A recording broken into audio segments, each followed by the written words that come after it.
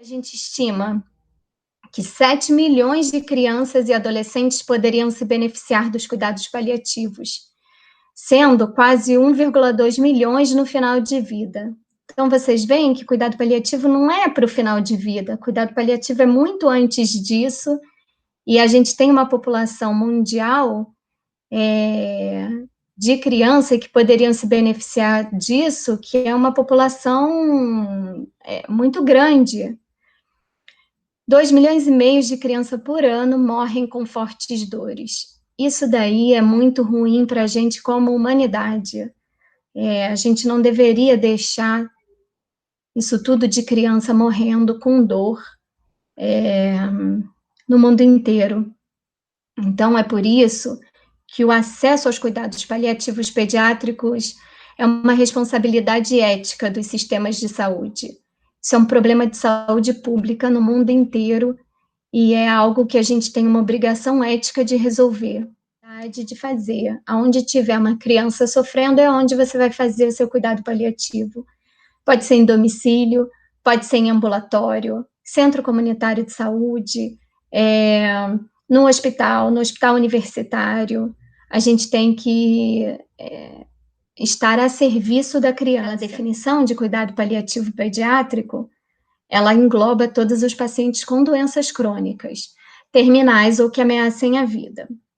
Então, quando você faz o diagnóstico de uma doença crônica ou uma doença ameaçadora de vida, é aí que o paliativista, teoricamente, tem que entrar.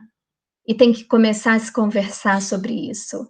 Mesmo que tenha-se uma cura para essa doença. Muita gente acha que quando a gente chama o cuidado paliativo, número 1, é porque vai morrer agora, e número 2, você desistiu, entre aspas, do paciente. Isso não é verdade.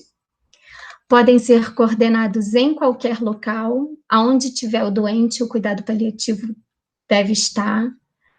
Deve ser consistente com as crenças e os valores da criança, ou do adolescente e seus familiares.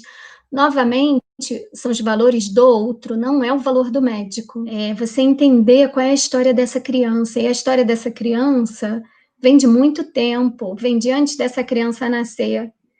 Então, é isso que a gente tem que entender também para poder dar uma assistência adequada a essa criança. Como que foi a gestação? Como que é a relação desses pais? E a gente também, por outro lado, pode pensar que o cuidado paliativo pode estar entrando aqui. Você tem uma mulher que tem o resultado de uma gravidez positiva, e às vezes ela vai fazer os seus ultrassons, e o ultrassom médico, o ultrassonografista, começa a ver que tem alguma alteração. Sejam sempre espaço para o sofrimento do outro. O sofrimento é do outro, que a gente tem que aprender a acolher. Deem espaço para o outro sofrer, tá ok sofrer, esses pais. Os pais, muitas vezes, não estão preparados para lidar com uma má notícia, e aí eles deslocam para a criança aquilo que para eles não é suportável de escutar. Então, o ideal sempre é o médico conversar com os pais e conversar com a criança conforme o entendimento da criança. Mas muitas vezes esses pais não querem que seja conversado com a criança, que o médico não converse, que deixe para depois, porque eles ainda precisam digerir aquela notícia que é tão insuportável para poder transmitir aquilo para os seus filhos. E aí vocês perguntem se eles que querem contar, se é para todo mundo contar, o médico junto com eles e junto com a criança, essa decisão é conjunta. Mas a criança percebe que tem alguma coisa errada. A criança é hospitalizada, muitas vezes são internações longas, a criança percebe que está todo mundo triste, chorando, que os pais saem do quarto para chorar. A criança vai perceber, por exemplo, se é uma criança em quimioterapia, que o cabelinho vai começar a cair. Então, a criança está entendendo, é o corpo dela, é o ambiente dela, é a família dela, ela está entendendo que tem alguma coisa errada.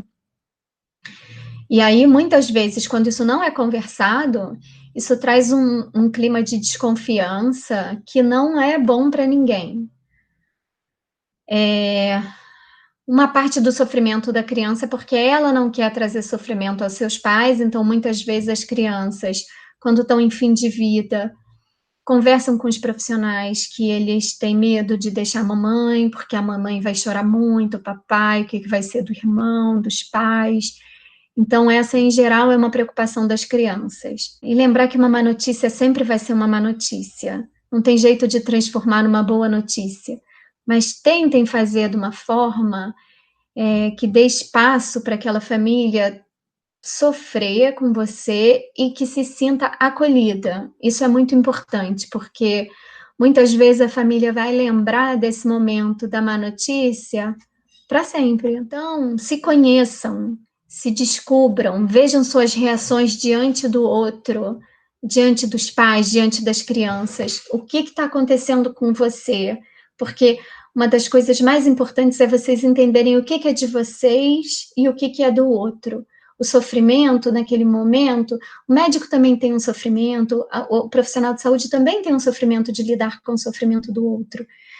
Mas esse sofrimento da doença grave é do outro, então tentem identificar o que é de vocês e o que é do outro. Não pode, a gente não tem o direito de tirar a esperança de ninguém, nem do doente, nem da família. A esperança, Frank Ostazeski, ele diz que a esperança é uma força otimista que nos impele na direção da harmonia. A gente tem que dar essa esperança. Essa esperança não é assim, o seu filho vai ficar curado. Nem é quando o paciente fala assim, eu vou morrer, e você dizer, não, não vamos falar nisso, não, você vai ficar ótimo. Não é isso que é esperança. Esperança é a gente deixar aquela luz interna fluir, é você permitir que esse paciente tenha o direito de sonhar. A gente não tem o direito de cortar isso. Desmond Tutu diz que a esperança é a capacidade de ver a luz mesmo em meio à escuridão. Então, para as pessoas conseguirem viver, elas têm que ter um sentido na vida, mesmo que esse sentido seja eu vou ficar curado. A gente não tem o direito de tirar isso. Tudo bem, você vai ficar curado, mas em algum momento a gente pode falar, não, eu também estou torcendo para que você fique curado, esse também é o meu desejo, mas vamos pensar, se isso não acontecer, vamos ter um plano B? Você não está dizendo que esse paciente não vai ficar curado de jeito nenhum. Eu também gostaria, você valida essa vontade dele de ficar curado. Em algum momento você vai dizer, olha, infelizmente a gente não tem possibilidade de cura, a gente tem possibilidade de outras coisas, de um cuidado, de uma qualidade de vida, de não sofrer. E aí a gente vai mudando as metas de cuidado. Então, não é botar uma expectativa em torno de algo que não exista, mas é deixar a pessoa ficar de acordo com as suas metas. Mesmo a avaliação da dor, ela se baseia no autorrelato, mas a gente tem que lembrar que muitas vezes a criança não tem capacidade de se comunicar verbalmente, e isso não anula a possibilidade de que a criança esteja com dor e precise de tratamento. A gente tem um método fisiológico de avaliar a dor, que é medir sinais vitais, então, como aumenta a frequência cardíaca, a frequência respiratória, a pressão, a sudorese, essa criança provavelmente está com dor, faz midríase. E o método comportamental, que é a criança agitada, a criança que fica arredia, que sai correndo, ele deve englobar também o período de luto. Então, porque essa família vai ter um luto diante das expectativas da vida, diante do filho que perdeu, a gente tem que muito aprender com o paciente, a gente está sempre aprendendo com o paciente, que é o nosso melhor professor, na verdade.